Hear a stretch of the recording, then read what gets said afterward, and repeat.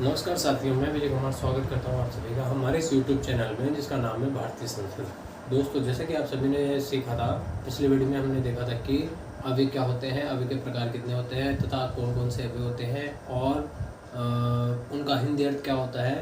तो आज हम सीखने जा रहे हैं कि उनका वाक्य में प्रयोग क्या होता है या कैसे होता है, उनको वाक्य में कैसे समझाया जाता है, कैसे पिरोया जाता है। तो एक बार पुनर्ज्ञान का दोहरान कर लेते हैं या पिछले ज्ञान का दोहरान कर लेते हैं, फिर उसके बाद में आगे चलेंगे। तो चलिए दोस्तों, आइए। अव्यय अर्थात स्वरादि निपातम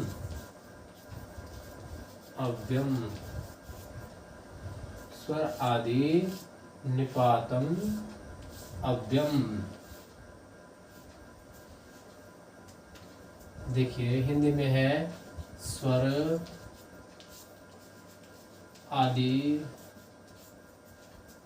निपात शब्दों को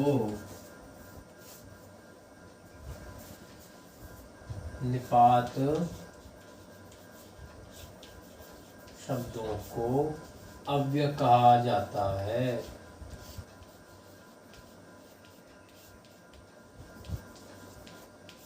अव्यय कहा जाता है अर्थात निपात से तात्पर्य है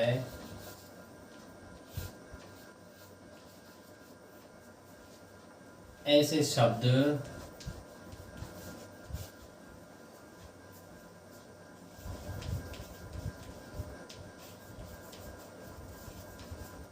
जिन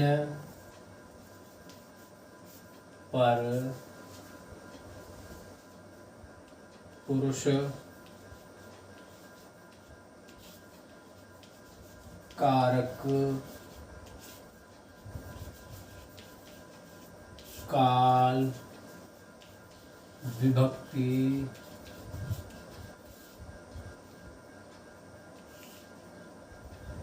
और वचन का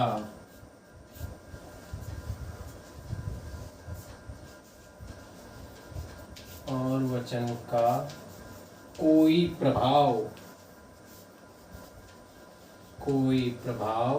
नहीं पड़ता।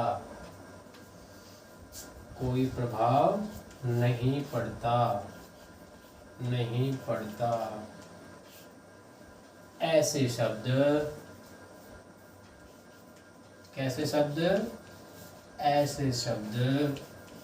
अविकारी होते हैं।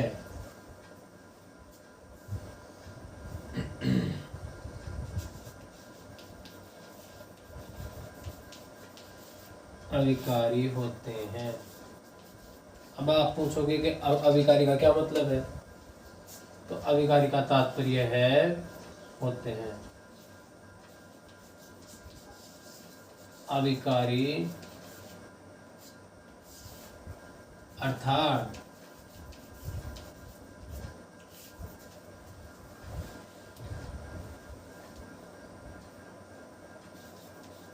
ऐसे शब्द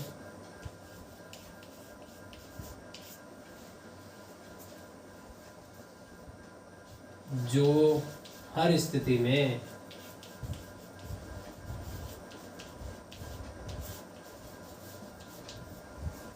अपने मूल रूप में बने रहते हैं।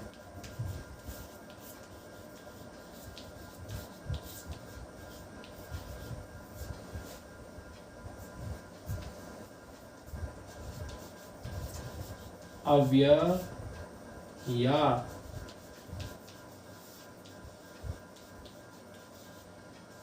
अविकारी शब्द कहलाते हैं।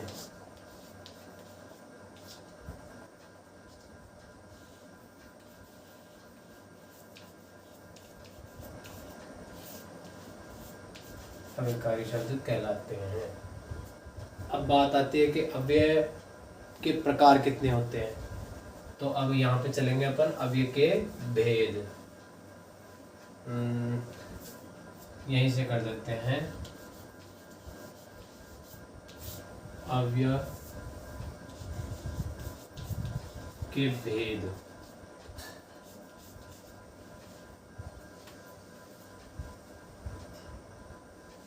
जैसा कि आप सभी जान चुके हैं,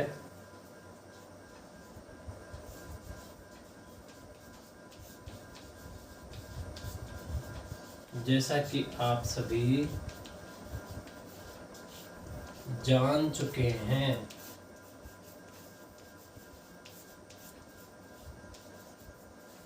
कि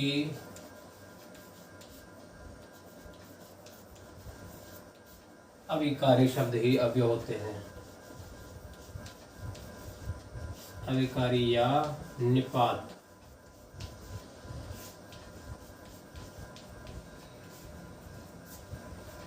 शब्द ही अव्यय होते हैं।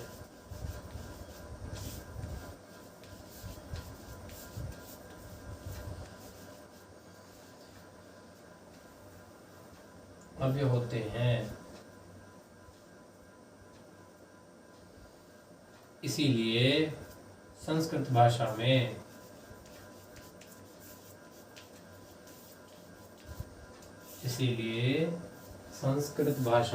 कौन सी भाषा में? संस्कृत भाषा में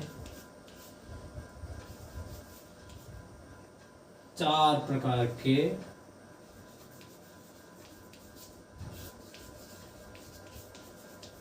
अवयव बताए गए हैं।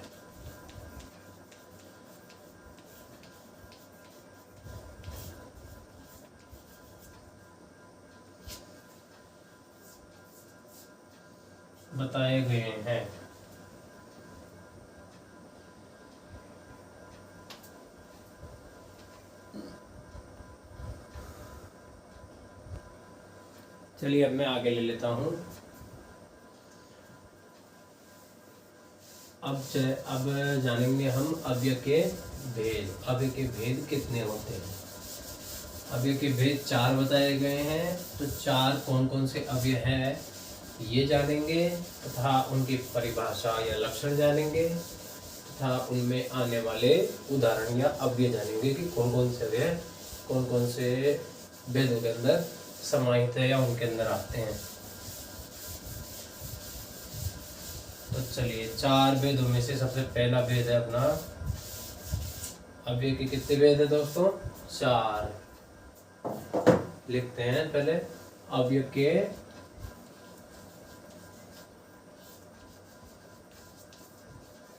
के भेद कितने बताए हैं? 4 भेद। चलिए पहला भेद है अपना क्रिया विशेषण अव्यय।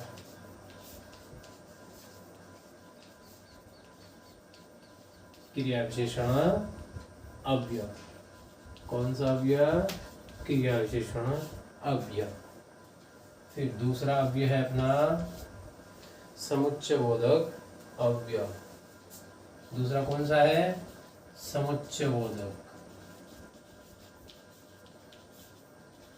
समुच्चयबोधक अव्यय।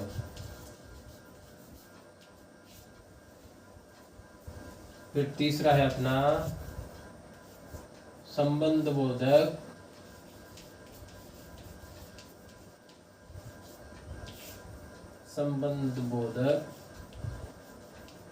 अव्यय।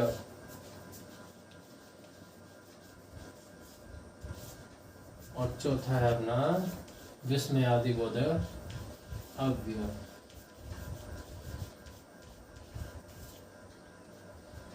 विस्मयादिबोधक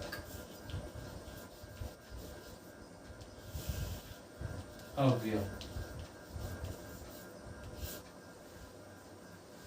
अब चारों में से पहला ले लेते हैं। पहला कौन सा है अपना? क्रिया विशेषण अव्यय।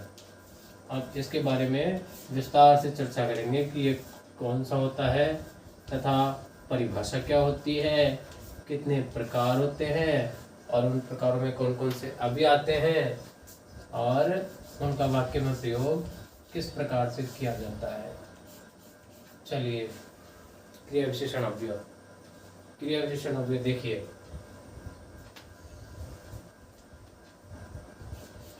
ऐसे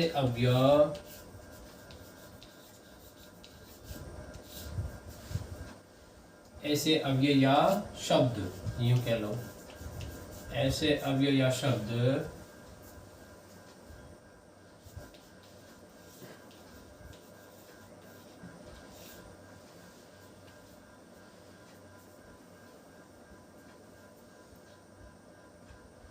ऐसे शब्द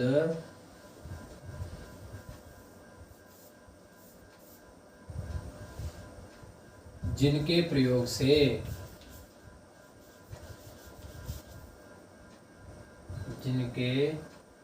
से क्रिया के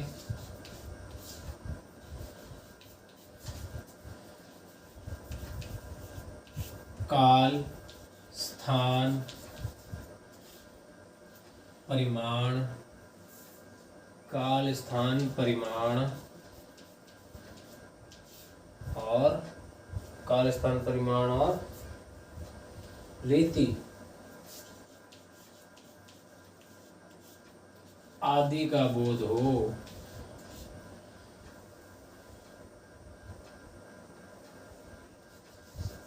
आदि का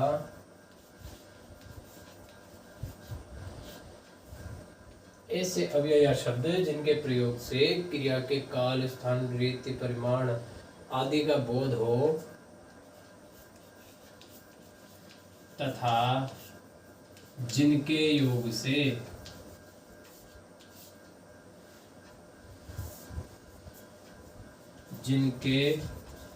से प्रश्न किए जाए।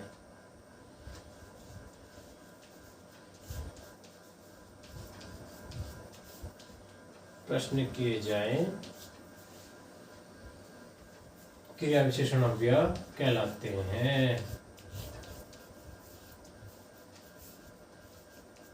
क्रिया विशेषण अव्यय कहलाते हैं।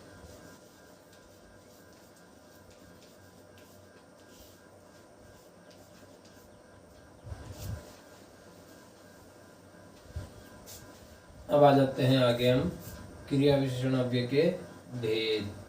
किसके भेद? क्रिया विशेषण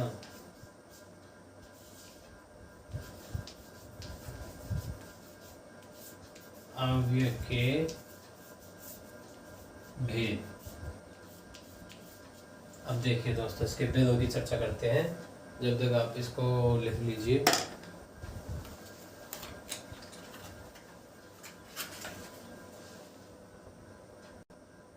चलिए दोस्तों, अब देखते हैं क्रिया विशेषण अव्यय के भेद कितने होते हैं। तो दोस्तों, जैसा कि परिभाषा में बताया गया है कि ऐसे अव्यय या शब्द जिनके प्रयोग से क्या क्या हो। देखिए, काल अर्थात पहला हो जाएगा इसका कालवाचक अव्यय।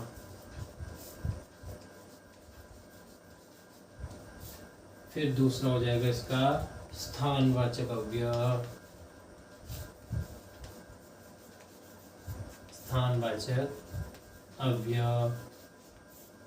फिर तीसरा हो जाएगा इसका परिमाणवाचक।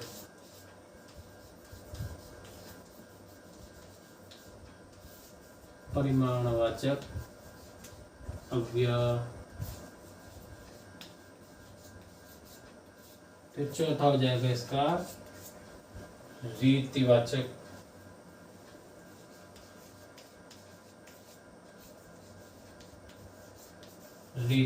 अव्यय।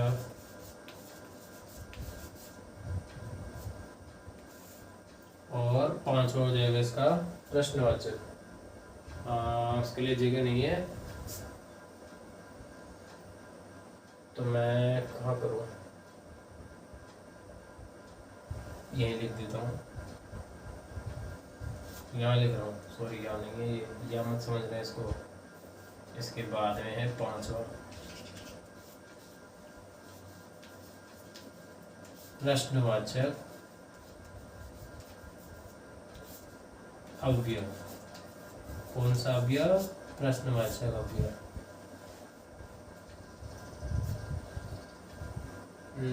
चलिए तो चलते हैं आगे।